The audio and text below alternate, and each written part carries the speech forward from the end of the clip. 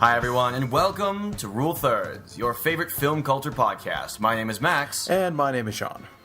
Wishing you a very happy day whenever you're listening to this. It's March. Finally, it's March. Can I be real? I don't like January and February that much. Me neither.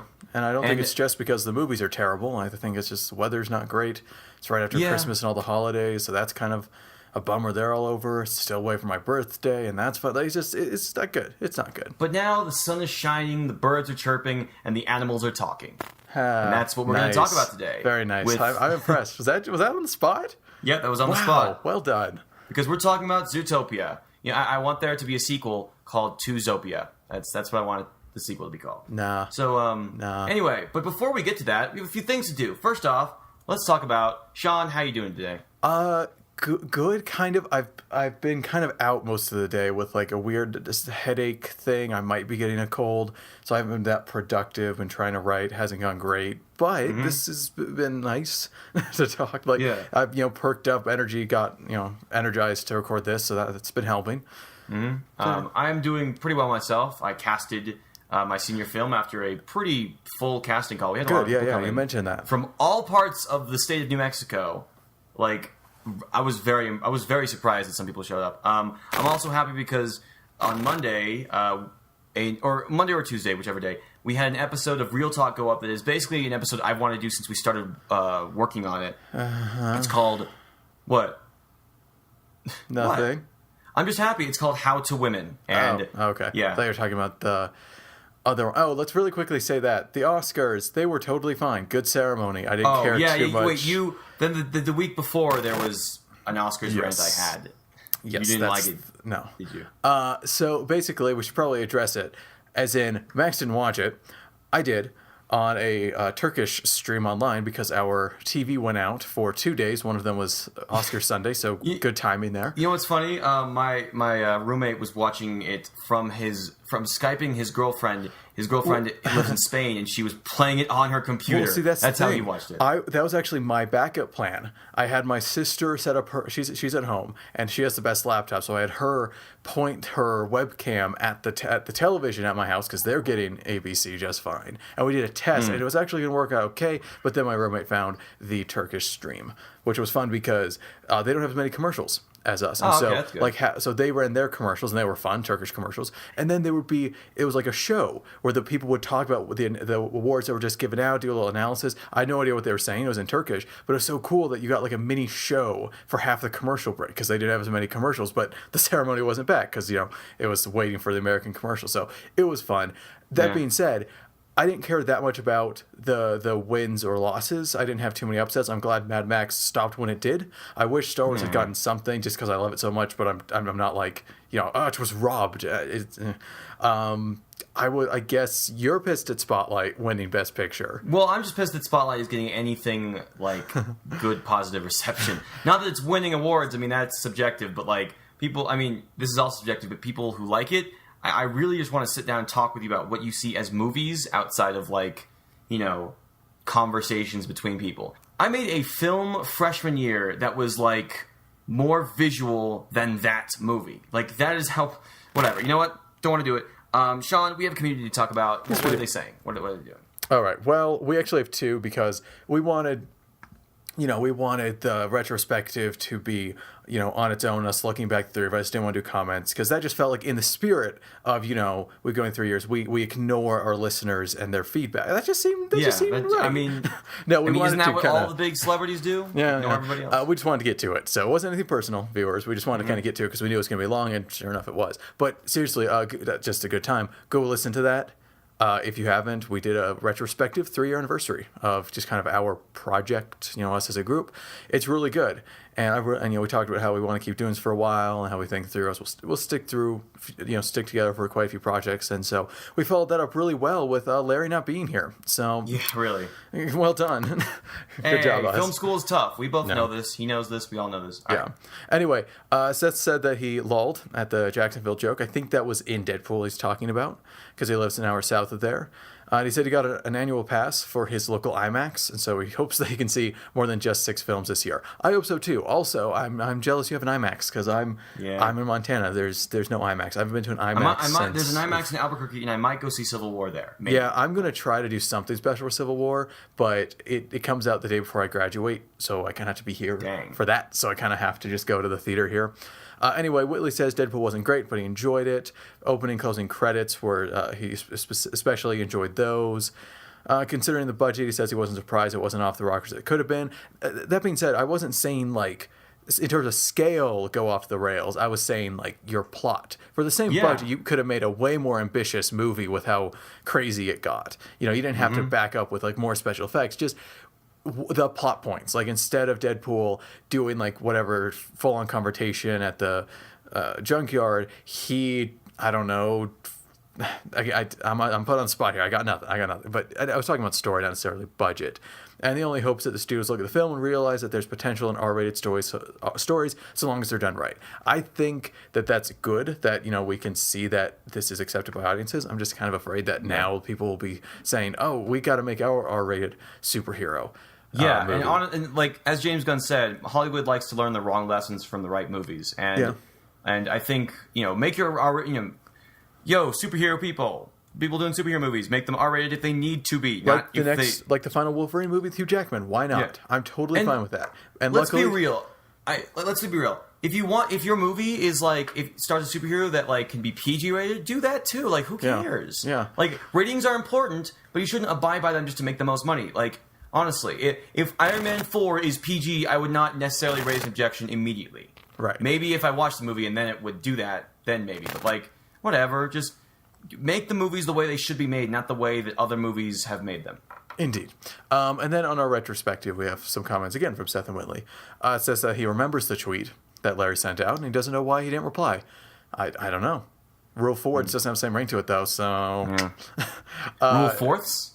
Fourths? Yeah, rule fourths. 4 corners of movies? I don't know. The four frames fourth? Fourth? Terrible. All of it's terrible. Sorry. You didn't respond because I went back in time to stop you because I knew the name was just not going to work. It just wasn't working.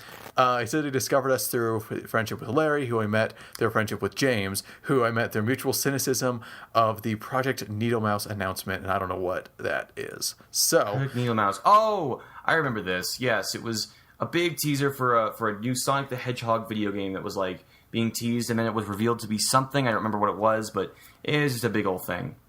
Okay.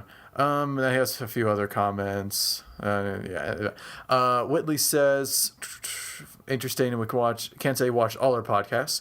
Actually, you've commented on like 90%. Okay, but glad that we mentioned what ScrewTech has done for us. And yeah, we should, because that was our start. So we wouldn't. We wouldn't be here. So yeah. Awesome. All right. So community. Awesome. Great. Sean, what have you been watching recently? Well, I've been terrible at watching movies. I've watched so few movies in 2016. I feel really bad about it. Every time you say like every time somebody says I'm bad at watching movies, I imagine them like watching it upside down. It's like, I don't just like staring at a wall. Like, what's going on? What is the terrible cinematography? Look, the arc hasn't even finished yet. This movie has such bad pacing. Yeah. Anyway, what I have been watching lately that excites me is something that Twitter started, specifically HBO's Twitter, called GOT50. And basically the idea is we are now 50 days, I guess now 49 as of recording, days from the Game of Thrones Season 6 premiere. There are 50 episodes of Game of Thrones.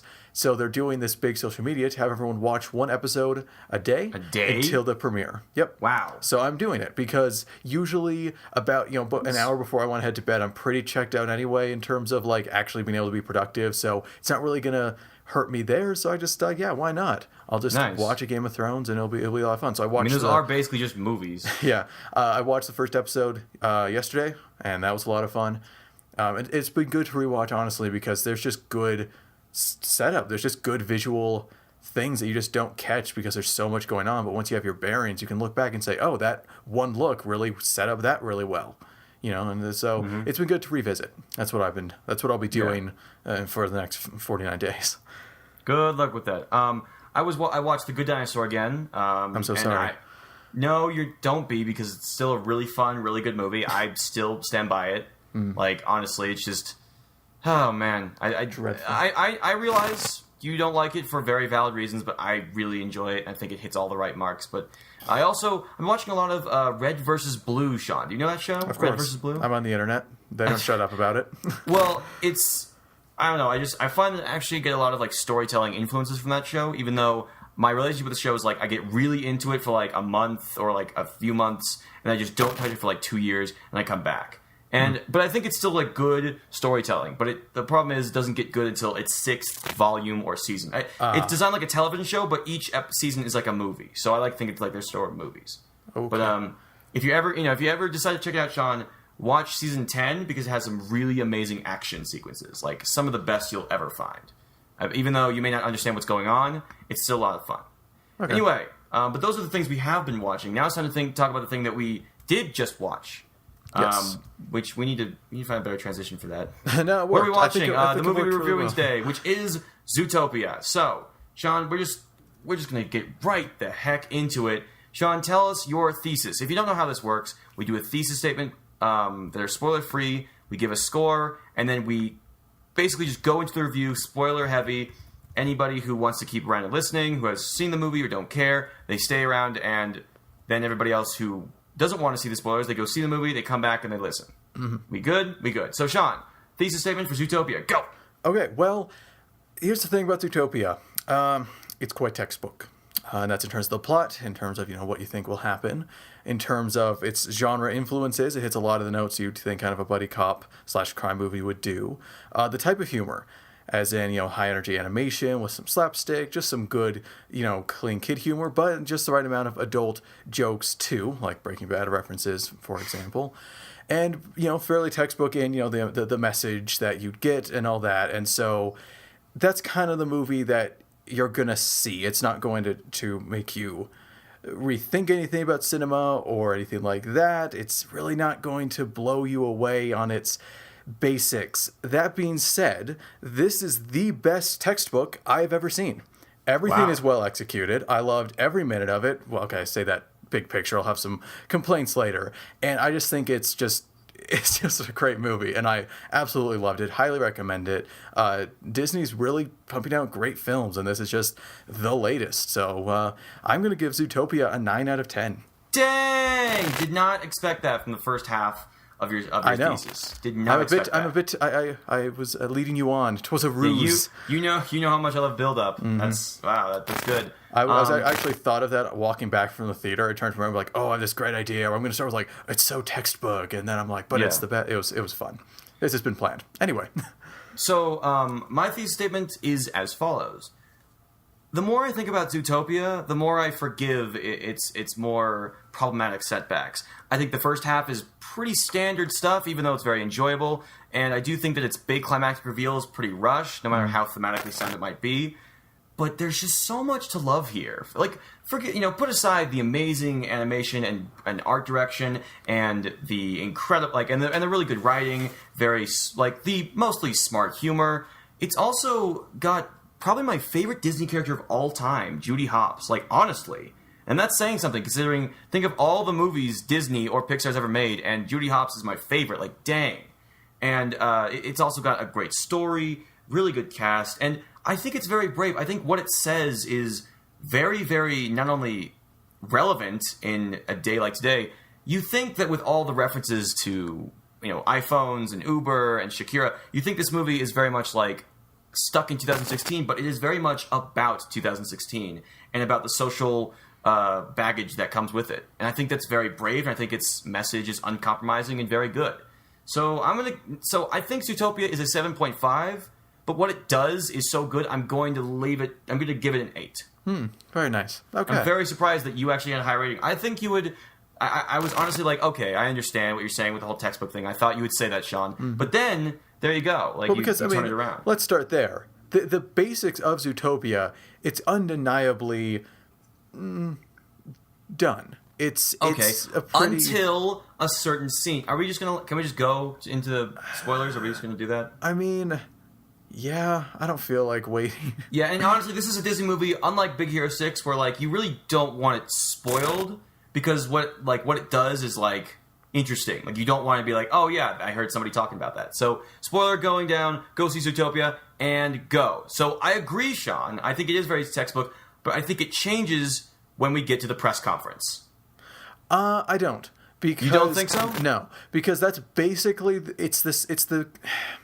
look, this is a buddy cop movie, in essence, a crime movie mixed with some family animation and all that. And the thing about that kind of movie, or kids' movies in general, is there's going to be the split. There's going to be your two main characters, something else between them, they split up, something happens, boom. This is exactly like 22 or 21 Jump Street. Okay, exactly. Yes, okay. Like, it was ridiculous. The scene where, like, when it cut to Judy Hopps back at her farm, like, sadly going south. I was super surprised by that, honestly. I was like, whoa! I wasn't. That is exactly what you do. That is exactly the scene. And then guess what? She has something to rediscover the case, and she goes back. It was something she missed. It's exactly what happens in 22 and 21 Jump Street. And that's just the most recent, like, cop buddy thing that came to mind. But that's exactly what you do. That scene was just, like, written for them. And that's the thing. None of this is done poorly. So when I say it's textbook, again, it's the best textbook. And there's nothing inherently wrong with textbook. It's just kind of usually people don't actually do anything with it, but this movie does. So okay, where I disagree actually comes with characters, so we'll get to that in a bit. But I do want to say, we'll just stick with story. I do think the story goes in. I think the mystery of the story, the central mystery, is interesting. I think it's. And what's so weird about it is I had seen trailers. It's not like I was avoiding Zootopia, but it wasn't like I was seeking them out. But I saw a healthy amount. I had zero idea that they were investigating missing predators. Yeah, that was never mentioned. And so it was cool to be watching the movie, and there's your little catalyst for the plot. And I'm I genuinely don't. I didn't know that. And that was refreshing. So I went back and watched some of the trailers, and you see some of the scenes that have to do with the missing persons case, including like you see the otter, but like you're never like, oh, this is what the movie's about. Right. It's they never contextualized it, and so that helps. And the mystery, good trailers, Disney, good trailers. That's a good change of pace for you guys. And I will agree that the mystery, for the most part, is good. Where it's kind of like, what's that next layer? Like they find them all the the gone savage predators locked up, and it's like, oh, what's this? And then the lion's there, but then he was just trying to keep it quiet and fix them, so he wasn't behind it. And of course that was all pretty interesting, and like how the Godfather shrew was hilarious, how he worked into it. I like, it's so weird they have that reference in there. It's like, not because it's a movie marketed towards children, but it's just like, and it was I like the reference a lot. It just feels a little bit out of place, a little bit. I think it's because it was so transparent. Like, they didn't even do anything like to spice up. They just recited. It's like they just recited Godfather dialogue. Like, it was during the daughter's wedding. It was ridiculous. Anyway, the one thing I'll say about the story that was very unsurprising was the final twist. Yes, I agree. I guess we can. What's the character's name? Smellweather. Yeah. Bellwether. That's. I knew from her second scene that it was her. Because it's just kind of an awareness of this kind of movie. She was the only one unaccounted for in kind of the importance of the plot. Yeah, gotta stick up for little guys. And that's what she keeps saying. Yeah, also that. And this is kind of a thing that my roommate and I talked about on the way back, which honestly could be a great podcast in and of itself. I should ask about that sometime. we have good talks. It's like a half hour back to our to campus from the movie theater, so we have good talks about these movies. What we brought up is that it's hard to hold weak twists against kids' movies because kids haven't seen this. It's true. And true. Also, they're not actively thinking about it. We're coming from not only adults who, I don't know if I'll go that far. Older people who've seen thousands of movies. We're also coming from filmmakers who are looking to see what the film is doing. And so we pick up the, gotta stick up for the little guy. And like what I was saying, how this character has no importance in terms of the overall, like, I don't know, conspiracy yet. So she has to be the one. They're not looking for that. So I'm very forgiving of the fact that I saw the twist coming from before a third of the movie was through. That's fine. Oh, all right. I can sort of see that. But I think with... Okay, I have a theory, Sean. Okay. A film theory. And honestly, I'm starting to think that maybe this is like too good to not be true. Because it's like... It's kind of sad. I have a theory. It's a conspiracy theory, actually. Ooh. That Disney has basically lifted Pixar's storytelling structure and just put it into their movies. and it's being shown everywhere, including in other movies like Star Wars, wherein we have a story featuring two characters of opposite natures being forced to go on an adventure together. Look at most most Pixar movies, it's there. Toy Story, Finding Nemo, Up, Inside Out, etc. It's just like... Wow, 2 is a good number right there. Yeah, it's just like... Star Wars, Ray and Finn. Mm-hmm. And that's not to say it's a bad thing because they're good stories. I'm just saying, I mean, you know, let's be real. Now, now Pixar has a few exceptions, like A Bug's Life and The Incredibles, but, you know, that's just whatever. Right. I just wanted to point that out because I was noticing that. But I don't think that's a bad thing. No. I don't think... You know, I just kind of... Let's just talk also, I really appreciate the backstories in here. Zootopia did not... I do too. Did not waste enjoy that. time with Judy's backstory. They started right away with a really fun fake opening, and I was surprised at how fake violent it was. Loved that. Like, that was just that first laugh is just really well done. Just the catch up, and it was like surprisingly, you know, fake, but still bloody in the fake sense. Like, it was really funny, and I didn't know that it would start out on such a note. Because sure, it's not actually blood, but like it was pretty graphic. And you learn a lot about her character through how she manages that. Like, and she kind of she overdoes it, and that defines her. We will talk about Judy in a bit. Okay. My girl Judy. We got to talk about. Honestly, what was harsher and more effective was Nick's. Okay, Nick's story was excellent. That was harsh. That was really tough, honestly. I didn't expect... Like, I expected something like that was going to be revealed, right? Like, there was some reason why this was going to become an issue for him. Like, we need to learn something more. Why is he so cynical and all this? But, man, that was... Yeah, that was yikes. Now, do you want to talk about subtext now or later? I say we get through other just basic story stuff. Because this is where I also have one more complaint, which is... the like very minor note, the nudist hippie thing was a little unnecessary. Yeah, it was just like... And like, I will say the joke is funny, like, oh my god, they're naked, like this weird fourth wall. I mean, they're animals. It's weird that you're clothed. Hold on. I think it's to prove that Judy is not tolerant of everything. That she has her own reservations. That's not a good function. But I appreciated the joke as in... For the viewer, it's like, we find it weird that all these animals are wearing clothes and stuff. This isn't weird that they're not, but it felt a little bit like unnecessary, a little sidetrack. The other thing is, this is the longest running animated Disney film by a little bit, and I don't think it needed to be. Wait, you mean it's the longest one ever made? I read that. Really? That actually is the long. I mean, if you think about it, Disney movies are fairly short, so I read that this was the longest running. And again, it's not like it's a drastically long movie. And so I would say that didn't have to be. Like, overall, if it was just 10 minutes shorter, like he just kind of sped up just the tiniest bit on almost everything, would have been better. It's another one of those movies where it's like there wasn't one point that really slowed down, and I was like, come on, let's get to it. But just as a whole, when I was watching, I thought to myself, you know, it's a little slow. It's a little like, let's... You know, I can see that. So but it's tiny. It's tiny. It moves very well. It just could have moved great. I'll put it that way. I think I forgive it because, and I know you don't like this kind of criticism, Sean, but I guess a claim, but while I was watching Zootopia, I kept thinking back to the last Disney movie I watched, Big Hero 6, and I mean, as in like animated movie from Disney. Not you know what I mean. And I kept thinking how Big Hero 6 had such like had such like a very rushed plot. And really, I thought it moved very well.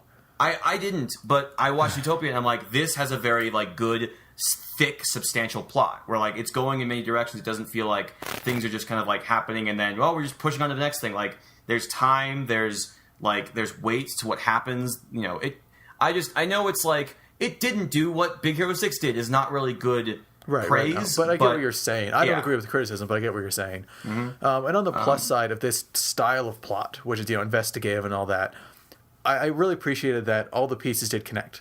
This is a movie that it's so easy to go wrong when it's just like this. Hey, what's this? Interact with thing.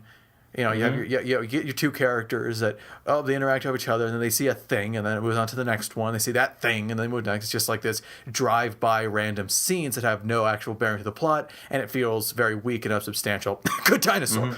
Sorry, I told you I had a cold. I told you. I'm so sorry. Yeah, whatever. Anyway, everything came back. Maybe that's also why I didn't like the animal nudist thing, because it just that didn't come back. You know, but everything else came back. Even the Godfather Shrew, that came back, and the wolves, everything came back in. It wasn't just like it wasn't just like a tour of a park. Right. It was a tour of a city with many different faces and personalities. Right.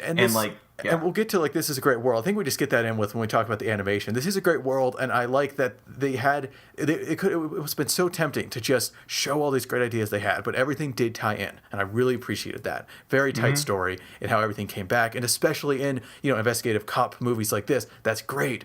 Because then you're trying to like figure it out, even though I already had. You're kind of piecing together as they are, and you're like, oh, cool, that came back in, so that was good.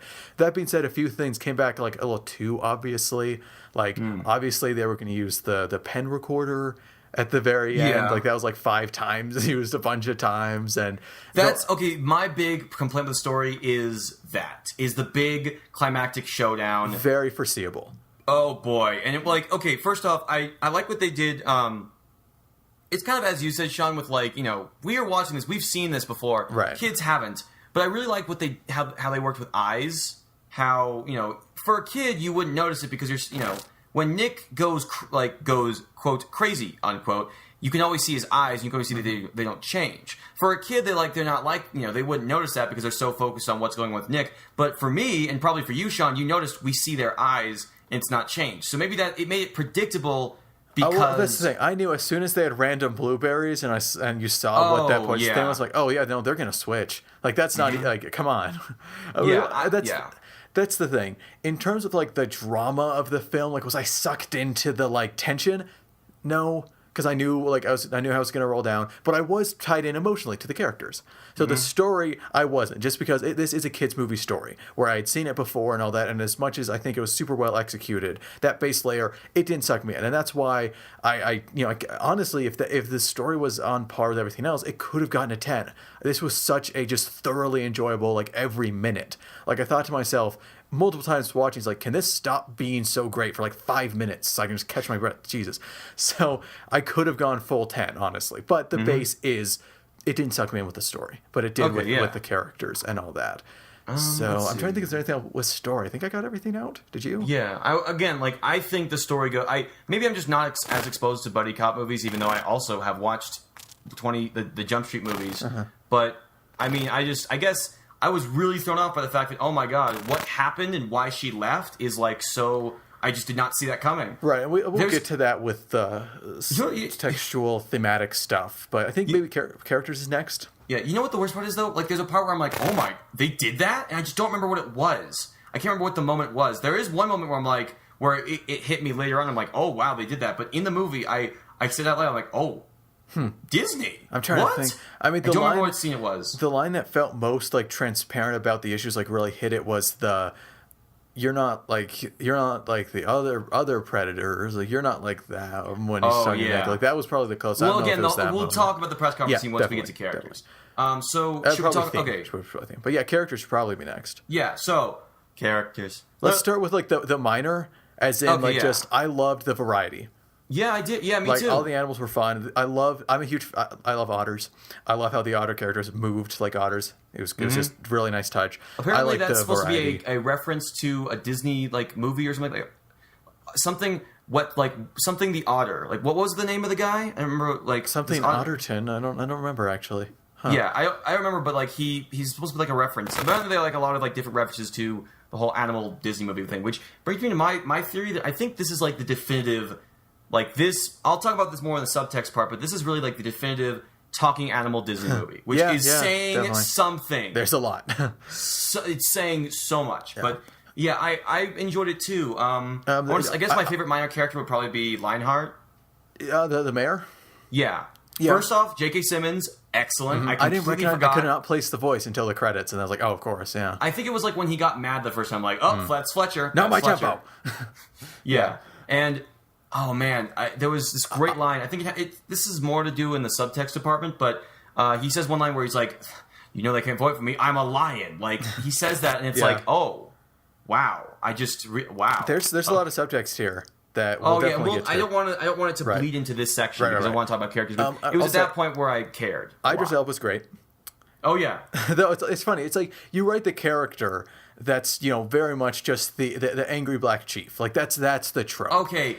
Let's talk about this guy for a second. I think he was a bit too, like... He felt too much of an obstacle as opposed to a realized character. He was and that's always something that in Judy's way. I'm glad you reminded me. It's something I probably should have brought up in the story. It's like maybe he was a little too hostile in order to push the plot.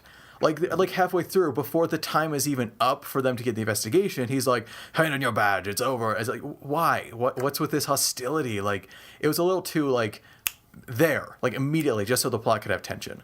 Yeah. But the character was fun. Idris Elba was always great. Yeah. I like the cheetah.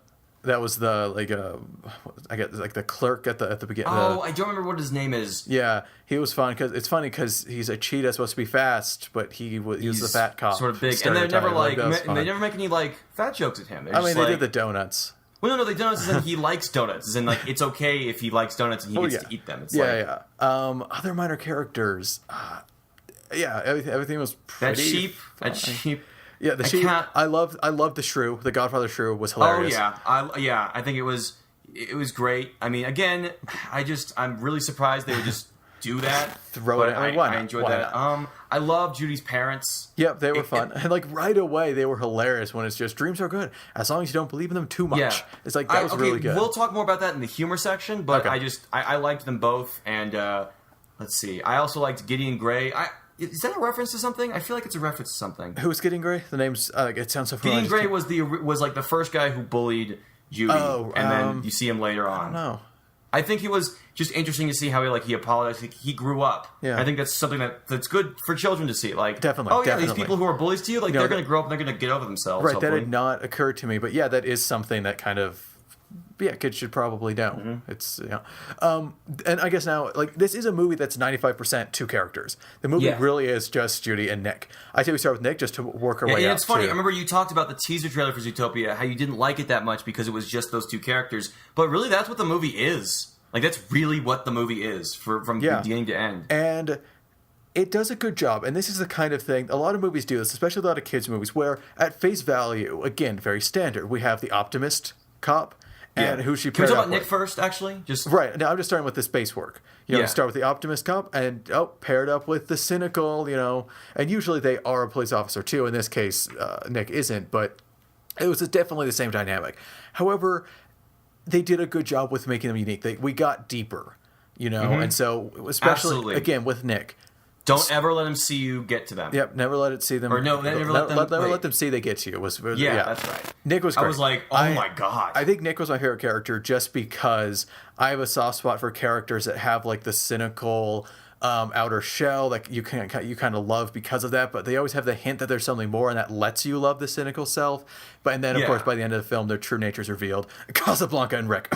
Oof. Rick and Casablanca. Oof. Bad cough. I do think that maybe I'm wondering to myself because I recently watched Finding Nemo, and that the opening scene of Finding Nemo is completely based around giving us empathy to a character who does some pretty bad stuff. Yeah. I only wonder if this movie had somehow opened with Judy and then Nick's backstory. I don't know. I think maybe it's just Jason Bateman who has this really. Jason Bateman is very unique in he either plays the perfect nice guy who turns out to be a horrible monster.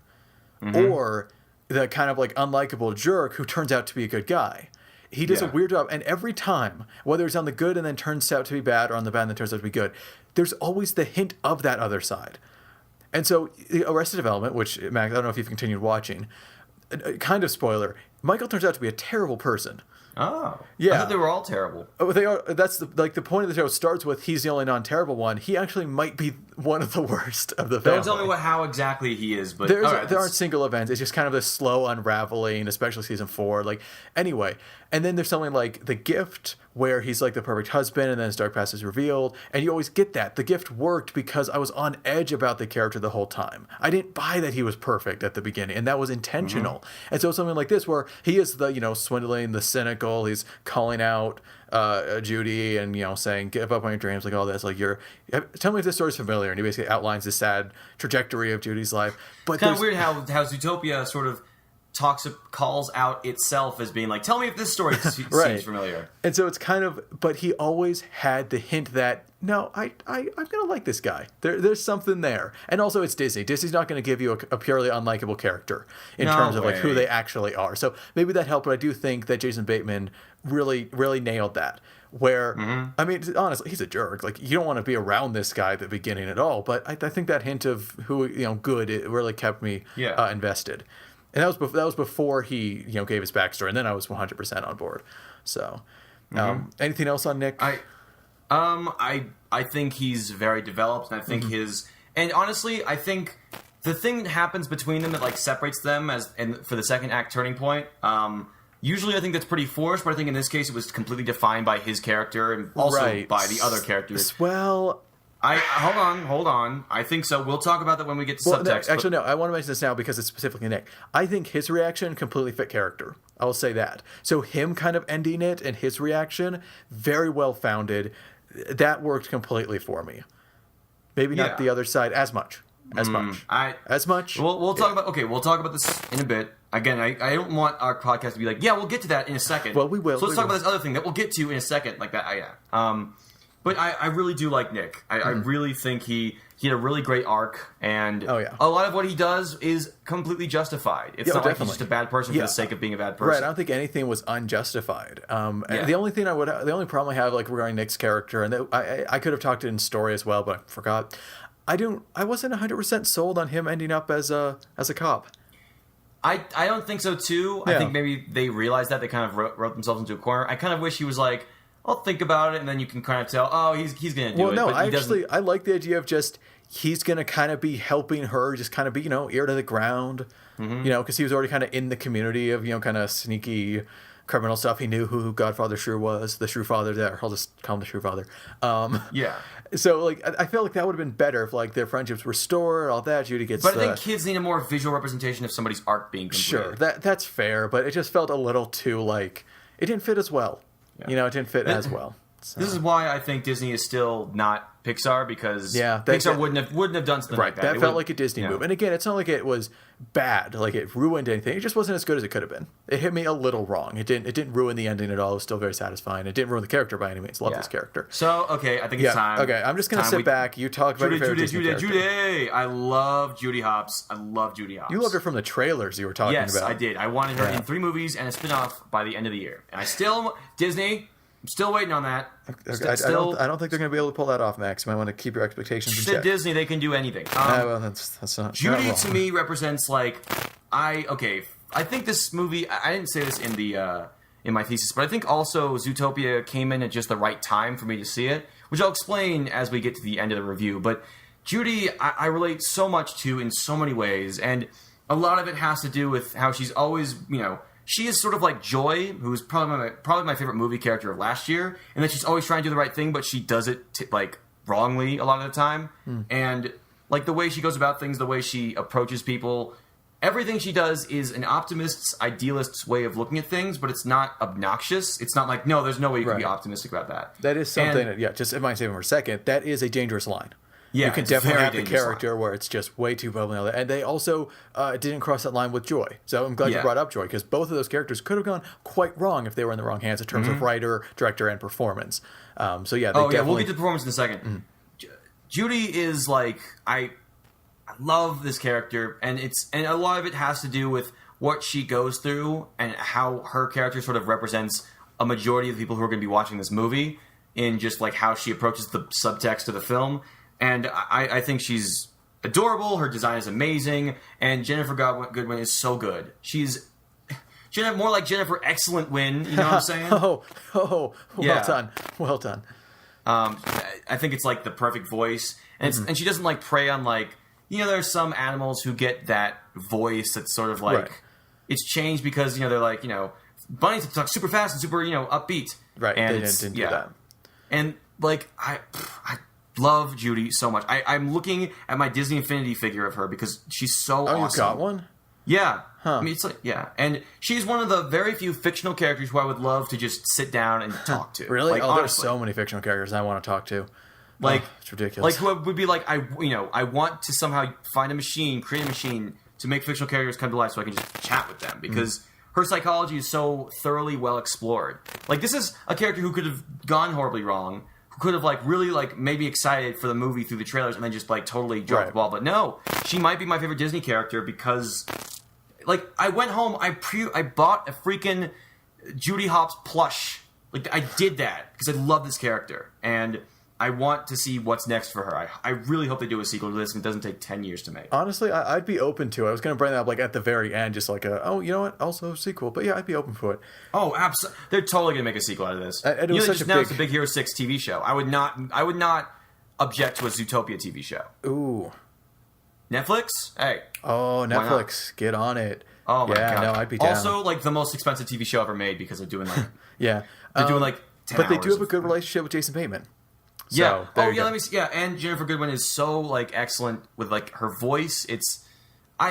Listen, they did, they could have just, like, gone the easy route and gotten a bunch of, like, actors to get these, like, for voices, but they didn't. They went with a little bit lesser known people. Like, Goodwin is known for, Once Upon a Time. That's her big thing. She's Snow White. Oh, guys. Okay. Yeah. I don't watch it, Jason but like, I've Bateman, seen images, and when I looked up who voiced Judy and I saw her picture, I couldn't place where I'd seen her before. Yeah. Like, okay, Jason Bateman, he's a big star. J.K. Simmons, Idris Elba. But, like, there are other people in this story who are not big actors, and they just found the right voices. Mm-hmm. They did. Yeah, and, it's really interesting. I just think about it. Idris Elba voices, like, a man of color voices a character who really isn't discussed as far as, like, the subtext of the movie is concerned, even though... Oh, yeah. Yeah. That's an interesting point. Yeah. I don't have that much to add on Judy, honestly. I think I really like the character. Again, as pointed out, that fine line between obnoxiously optimistic and what Joy and Judy did. I think Judy got closer, but not in the sense that like she started to get annoying. In the sense that like it was more enjoyable. Again, because sadness I like more than joy in terms of Inside Out. But Judy was very close to Nick. It was just Nick kind of won with a more, honestly, a more sympathetic backstory. I think is the only reason I like Nick more. Because Judy had that backstory, but Nick had more pain. And that just made him a more engaging character. And what's interesting is, even though I say that he was a more interesting character, I'm really glad that they switched the protagonist over to Judy. Did you read about this initially? Yes, I know. This was a late decision. Like, I remember seeing the first images of Zootopia. It was Nick. It was Nick standing up around a bunch of rabbits. Yeah, so for viewers, if you don't know what we're talking about, initially the film was written as Nick as the protagonist, and then switched to Judy. I think that was definitely the right choice, even if I like Nick the character more. And then I think what would have happened is, like, with Nick as the main character, they would have taken that backstory and put it at the very beginning. Right. Which I think that's what would have made it different. And I honestly think it was good to save. But anyway, I don't have anything else on Judy. Maybe I just realized the past 3 big budget Disney movies all have female characters I love: Joy, Ray, and Judy. Nice. Now I'm looking forward to falling in love with Dory all over again. Yep, Dory's fun. Though the trailer didn't wow me. I don't know. I don't know Pixar. So let's talk about let's see, comedy. Animation comedy. Yeah. Okay. Animation. First, the world's awesome. Like, what is there to say? Goodness gracious! It's great. I didn't know that it was divided into different sections. That was a fun little surprise when the film started. All the different creatures and like seeing how it was all implemented, like all the tiny doors next to the big ones, and like the restaurant or coffee shop that had the tube that shoots up the coffee to like tall animals. Like, it was so well thought out. Like, this is a movie when Disney builds worlds, it builds worlds. This was incredible, and the movie's called Zootopia, and the world is very important because it just really works on everything. Yeah, I do think I don't know if it's anything like groundbreaking. Like, it's not, I've seen some reviewers say that like the animation is amazing, but it's it's nothing super brand new for Disney. But like the art direction is so good. Now, did you notice one of the directors of Zootopia, Sean? Do you know who one of them is? No. Rich Moore, the director of Wreck-It Ralph. Nice. Yeah, and this will, I'll bring this up in the comedy section. This guy, I think he learned a lot from the criticisms regarding Wreck-It Ralph being stuck in Sugar Rush for so long, because there's a really nice balance of all the different locations in Zootopia. Right, it was very visually interesting in terms of how much it jumps around. Yeah, and it's like, and there's never a moment where you're like, all right, we're here too long. Like, we just, and it's not also we're here too short. Like, we go into all the places for just the right amount of time. Yeah. And, oh my God, you see the fur on Judy, it's like, whoa. Oh, I know. And oh my God, Nick, as much as it was like really hard to see his backstory, I knew it was going to get really painful and a little bit, like, I didn't expect as bad as it got. Little Nick was so cute. Oh my God. And you just want to grab him anyway. And Judy, the fur really detailed, and they look very lovable animals. But on that note, I think art direction is the term to use. The problem I have with animation is that I'm a fan of objectivity, And that's because I watch mostly live action stuff. I have roots in live action, filmmaking. That's what I've been learning. I could never see myself like going to do an animation thing just because I know it's an entirely other world that I just don't have time to be exposed to. Right. So if you said, hey, here's if you threw me an animated show, I would probably want to try something like 3D, like fixed models instead of 2D, where there's like this stretch and pull and like this subjectivity to the very appearance of the world instead of just like how things are put around you. You know what I'm saying? Yeah. And so Zootopia does the amazing thing where there were moments where it felt the cartoonish side, where like especially like during the chase scene with Judy, where she has a chance to catch the weasel and prove herself as a real cop. There were moments like she was like ducking behind things, and it felt cartoonish in the sense like whoosh whoosh, really fast motion. It was something that could have happened live action. It was quick, it was visually engaging, all that. But I never lost the character, and for as amazingly expressive as all these characters are, I never lost them. Nick never not looked like Nick, and that's something with 2D hand-drawn animation, as charming as it can be, and how creative it can be with how faces change to really hit on key moments when they need to. I don't like it when they look totally different, or when you hit pause and what am I looking at? What is that frame? It looks off. This never happened in Zootopia. By the way, that's also a big reason I don't like anime is because they don't care. They make people's eyes like 5 times bigger in the next frame. Anyway. Also, characters all looked good. Yeah, and that's a problem with animals and me sometimes. Like sometimes I just like the fox might look too wily or the bunny like too cutesy. Everyone looked great. All the animals looked great, even the ones that were just there for like 5 seconds, like the gerbils and the eating the popsicles. They all looked great. Yeah, and I think I'm pretty much in agreement. I think this is a great movie and a great looking movie. I also think it's I don't know. I was thinking like, should I have watched this in 3D? No. I think honestly, the experience either way, you're fine. Yeah. If you want to go see it in 3D, I don't think you'll lose. I don't think you'll feel ripped off because it definitely, it doesn't pander on a gimmick though. It's never like, oh man, that shot was definitely made for 3D. It's just like, it'll probably look nice. I'm not sure. Yeah, I saw it 2D and it was very colorful. All that. I guess. That's right. That's what I want to talk about. This movie may very well have, from at least somebody who doesn't know animation, it may have the perfect palette. Like all the colors just blended so beautifully every frame. It was like, it's just like, this movie is so gorgeous to look at. It was. It really was. Oh, man. Anyway, so should we move on to comedy? Yep. So again, Rich Moore directed this. Rich Moore, the director of Wreck-It Ralph, which is another funny movie. I think Zootopia isn't as funny as maybe I wanted it to be. As in, like, it just didn't have as many moments for humor. But when it hit like, pretty hard. Like, let's be real.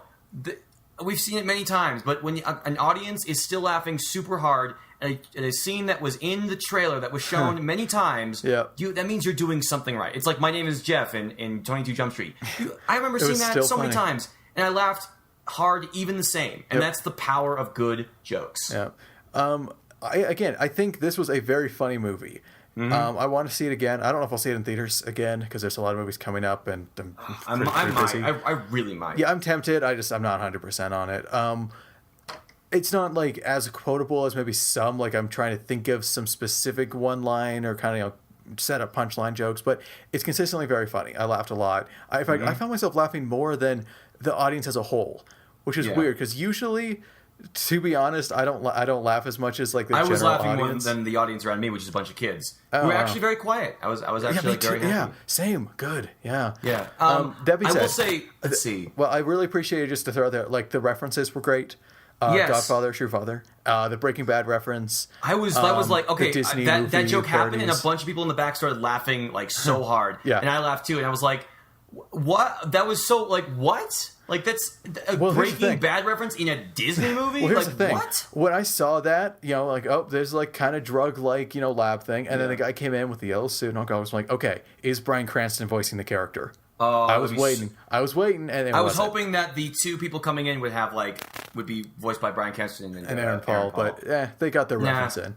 But it was like they'll call Watt and Jesse. I'm like, what? There were a lot of moments where I'm like, wow, you just went there, guys. Like, I can't believe it. You just went there, and that's awesome. Okay, there is one thing in this movie, and it's gone. I forgot what it was. Dang it. Was it related to comedy? It's related to both comedy and animation. It's something about Dang it. Come on. I don't want to go back. Don't want to backtrack. Come on. It's about... No, I can't remember. It's gone. Dang it, I can't... Fluidity, the different animals, the worlds. Oh, that's right, yes. So, okay. I'm good. Okay, yes, yeah, you're good. So Zootopia, as you've seen, I think we were maybe talking about this once, maybe in the Looking Forward podcast. Zootopia has a lot of pop culture references, and a lot of references to just the world we live in right now. There's Judy always has an iPhone on her. There's they do, what is it called? Fuzzle time or right, yeah, something like that.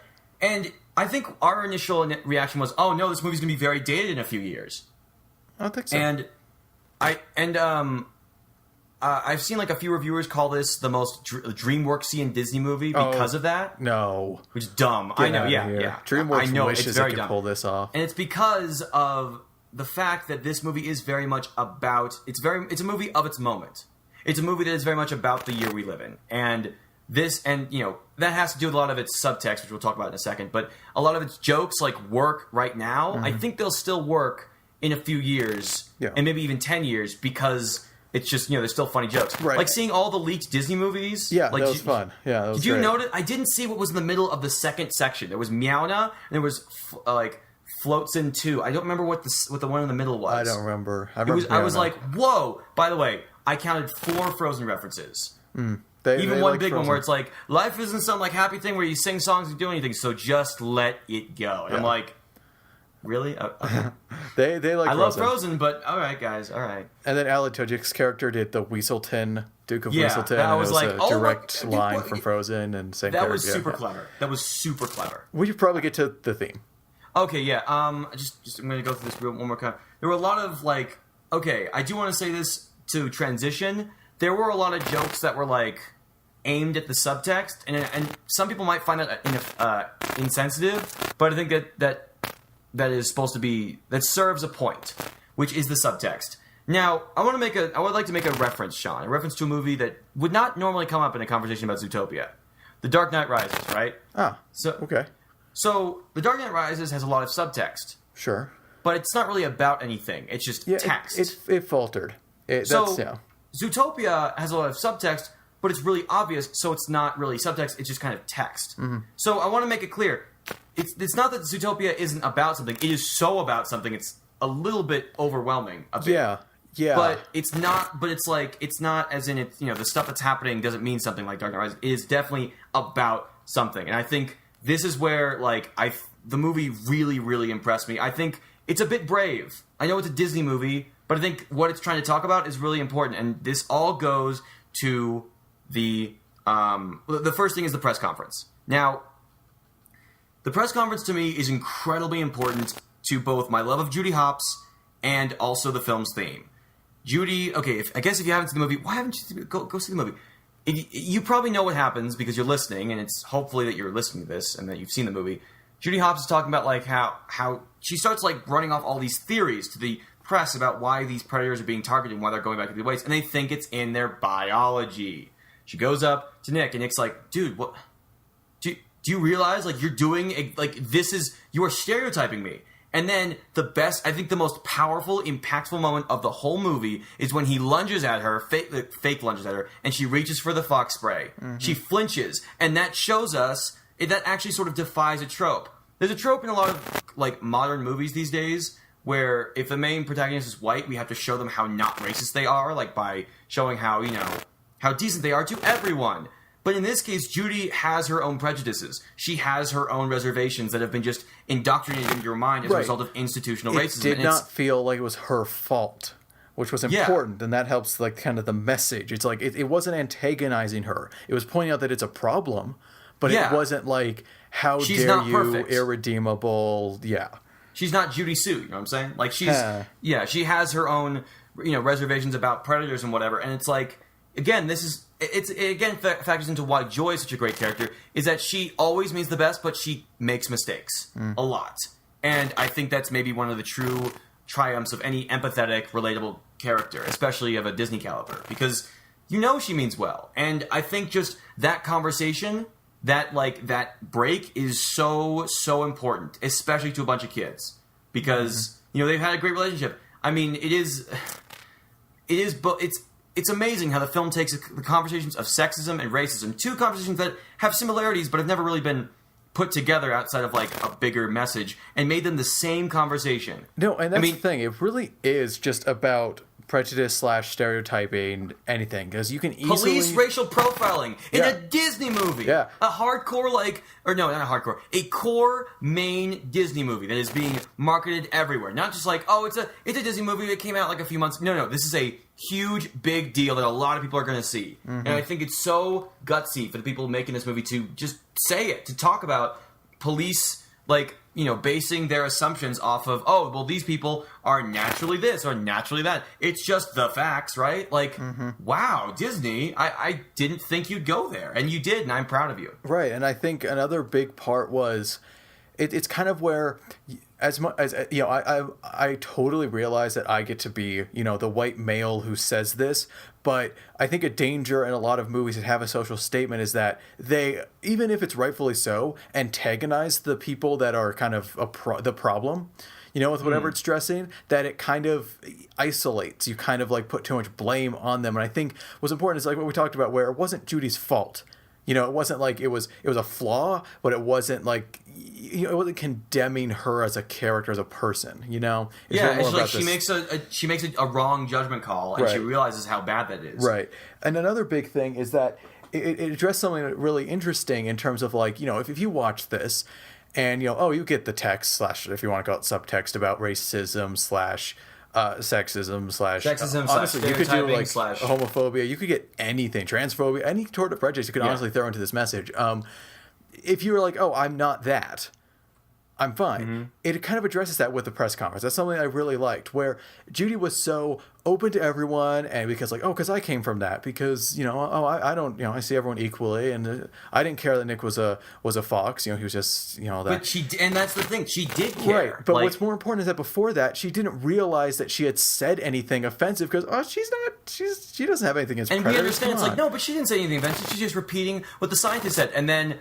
Oh. Right, but it's an important thing for, like, me. Yeah. I know I'm not a racist person. However, that doesn't mean I shouldn't be aware of saying stuff that is. I might have, different reasons, and it might be nothing, but I have to be aware of it. You have to be aware of all this, because it is a system thing. It is, in just it's everywhere. It's in the institutions, it's in whatever you want to call society as a whole. And so it's not like I've completely escaped it. And so I think that was a good part of the message too, is that she didn't think that she could say something offensive. And so she was so taken aback when Nick responded that way. Like, what? I didn't say anything offensive. I'm not like that. But you did. You did, Judy. Yeah. And I mean, listen, is it any wonder that the main villain of this movie about diversity and the problems with bigotry is an animal predominantly associated with the color white? I mean, let's be real. Yeah. Let's be real. Yeah. And I think that's, and again, really good. I would also say that in terms of like, I think the film is very much a statement not about how racism and sexism are bad, not just that, but also how they do exist. Like, yes, that was also really good. I don't want to get too political, but listen, if Disney's going to get political, everybody has, like, I think this movie is sort of a justification of all the, of all the social movements going on regarding stuff. Like, I think part of this movie is sort of a justification of the Black Lives Matter movement. I think it's a lot about how these issues are real. It's not just like, how they keep talking about how we're so evolved, we've gone past predator and prey. It's like saying, oh, racism's dead, sexism's dead, we killed them years ago. Yeah. It's like, no, that's not true. That's never been true. I'll go on a tangent. Why not? I had a conversation with my uncle over last Thanksgiving, very recently. And it basically was, he was talking about the football team, the Washington Redskins, and like how he hated that it was causing such a ruckus and all that. And I had to step in and we talked a bit, and I was kind of bringing up, it's like, it's not okay. That was kind of my overall argument. And basically what he said was, why can't they let it go? Why can't they let go? Why do they have to make it about the racism? We've moved on. Like, it's not about that.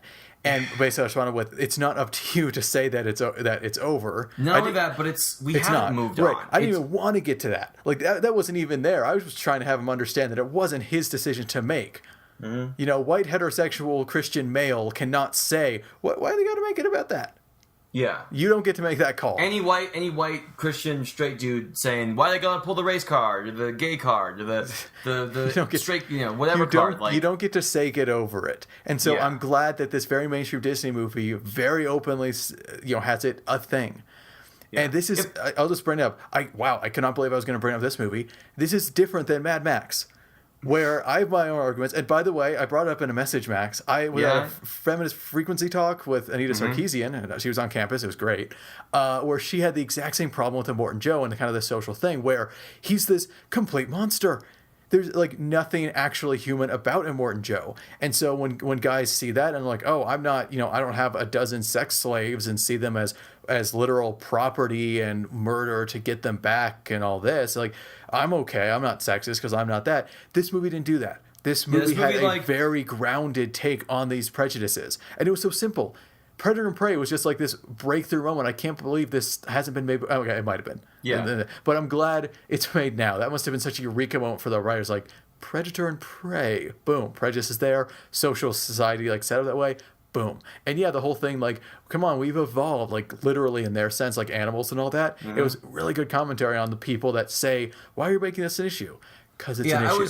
I was worried at the very beginning of the movie when they did that whole, like, thing about, like, how things used to be. Uh-huh. Like, that, I thought that was just, like, kind of a funny, cute little way of doing exposition, when in reality that's the crux of the entire piece. Actually, that's the same thing, because what I, kind of going in, what I expected the movie to be about was the whole, like, proving yourself, because, like, I'm not just some token bunny, was the, like, line from the trailer. And, again, that's a very on the nose, token is a term. Oh, boy, this movie is very on the nose, but it's not, like, it's not obnoxious, which is very, very, which is kind of miraculous. Yeah, and here's the thing. I will never hesitate to call out a movie for saying a good message poorly. Because I will acknowledge it had a good message, but I will call it out if it was poorly delivered. Like Mad Max Fury Road. I'm all for the, down with patriarchy, pointing out the sexism and women as property. I'm so for that. I just hated the delivery. So this is not a movie where I'm like, oh, well, I didn't like how it was so on the nose and it was poorly delivered, but that message I can get behind. I get behind the message and I get behind the execution. Yeah, and I will also say, like, I know we've been talking a lot about, like, race and whatnot, but there is also a conversation about sexism, how a bunny has never been, And again, I don't want to say this is about racism or about, like, Islamophobia or homophobia or the transsexual movement. Like, it's not about anyone specifically. It's about a lot of different conversations. Right, it didn't put itself in any specific thing, which is good. Because what it did was Predator and Prey. Predator was something that's feared by the majority of people. The Predator was minority, and therefore they felt that they could justify it, but it wasn't, justifiable outside of, like, that very fear-based emotional response. That can apply to, like, everything going on right now. Mm-hmm. So I don't like, I've seen reviews where it's like, I'm so glad this movie's talking about the issues of race or the issues of like, no, it's all of them. It's all of them, and that's really good. It's a broad stroke, but it's a very well placed and well executed broad stroke. So yeah, and I think they handled it with such grace. I'm so like pleased. I want to make this clear. This is not like two white guys being like, "What, this movie taught me that racism and sexism still exist." No, we were very aware. All right, we knew, even though we are privileged white guys, we knew, but I think this movie it's such a nice way of just being like, this is a thing that exists, and we need to talk about it.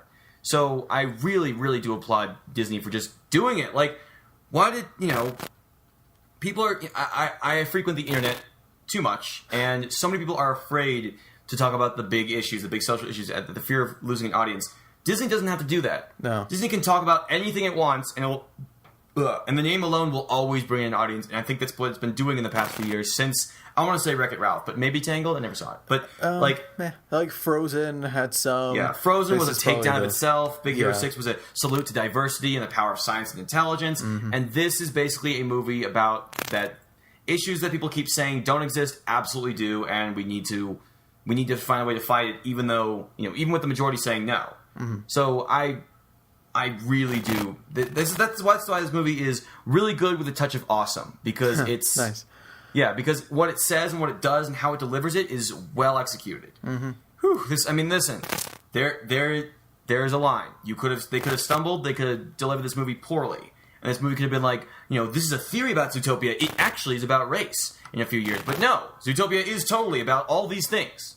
Yeah. So, and I hope a lot of parents that maybe grew up pretending that these issues don't exist, send their kids, and they kind of learn this lesson from the movies. Yeah. Instead of that. This is every time I go into a Disney movie now, I always think, would I show this movie to my kids? And so far, except for Big Hero 6, because I don't like the movie.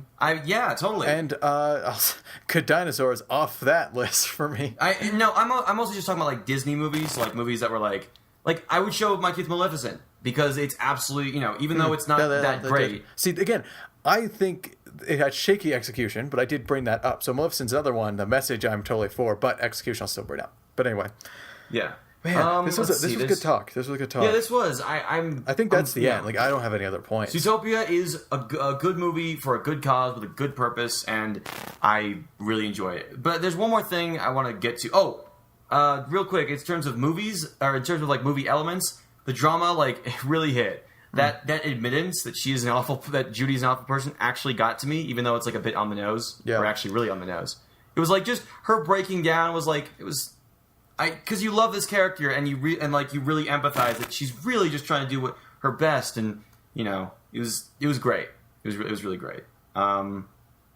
Yeah, I'll be very surprised if this is not on my top 10 favorite of the year. I'm very surprised. Even and that with press all the conference great scene might stuff. be one of my favorite scenes of the year. It really just Wow. it was a slow impact because it didn't just unlock in my head right when it happened. But I was like, oh my god! And again, you can see, and if you watch the movie again, you'll probably see even more stuff. So are all rabbits bad drivers? Whoa. Yeah. Dang. Seriously. They just got a great mix of every issue. Anyway, we should probably wrap it up. It's funny now that I think about it, the whole sloth thing, the whole sloth joke, it seems Nick is actually more tolerant of them because he knows the stereotypes that certain species go through. Judy's they're all sloths, they're going to be super slow, and Nick's whatever. Yeah. I don't know. Anyway, the one last thing I want to talk about. No, I'll be quick. I know we have to get out of here. Well, I'll be quick. And it was such a good end point. I know. Just let me have this one. So let me have this one. I'll be quick. Zootopia. I really like this movie, and at first I didn't think I would like it in maybe a few months or a few years. But the more I think about it, the more I realize I will like it. But my initial reaction was because it's a movie that I watched at just the right time. Right now, I'm going through a period of my life where I'm not really sure what's next. I don't know what to do. I don't know where to go. And to see the story of somebody who is a dreamer, somebody who dreams in the impossible, and decides to go to a big city that's intimidating, only to realize that it's not this amazing utopia that she thought it was, that really connected with me. And maybe that's why I also give this movie a lot of credit, and why it still might be one of my favorites, even if it may not be as good as a lot of the other movies I see this year. So, I just want to say this movie really connected with me, and I'm really glad that I saw it. All right. Yeah, I know you want to end on the other note, but seriously, I just wanted to put that out there. And Try Everything is really catchy. Yeah. Yeah. I'm just glad that I did not like the design of that character. Glad she wasn't a major I think character. they treated her well, though. I think they they had her in there at the right moment. Right. Nothing else in this movie was sexualized. Right. I think it should... Honestly, my reaction was oh, people are so up in arms about how this animated character is sexualized. It's almost as if they can't really see that the reason why she's sexualized is because she resembles what most pop stars have to look like in order to get any attention in this industry. All right, well, I am not going to end this review on the note of the Shakira Gazelle, so I'll just say that interesting came up between my roommate and I as we were walking back. Mm-hmm. This could kind of be seen as the ultimate Disney movie. Because not only is it with talking animals, which Disney loves to do, and it's colorful, fast, great animation, all that, but Disney isn't that risky with its basics. This is a very tried and true story, and Disney does that. Disney does usually tried and true stuff, but they always do it great.